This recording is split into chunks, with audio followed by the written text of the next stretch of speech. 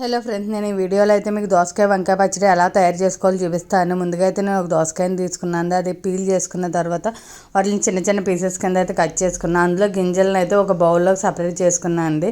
తర్వాత అయితే వంకాయ ముక్కలను కూడా చిన్న చిన్న ముక్కల కింద కట్ చేసుకుని ఒక బాండీ పెట్టుకుని అందులో పచ్చిమిర్చి వంకాయ ముక్కలను అయితే బాగా మగ్గబెట్టేసుకున్నాను. అవి మగ్గినాకైతే ఒక మిక్సీ జార్లో కొంచెం చింతపండు యాడ్ చేసుకుని ఈ మగ్గిన వంకాయ ముక్కలు అవి యాడ్ చేసుకుని కొంచెం సాల్ట్ యాడ్ చేసుకుని అయితే బ్లెండ్ చేసుకున్నాను అండి. దాని తర్వాత అందులో కొంచెం దోసకాయ ముక్కలు కూడా వేసుకోండి, కొంచెం గ్రేవీ టైప్ వస్తుంది.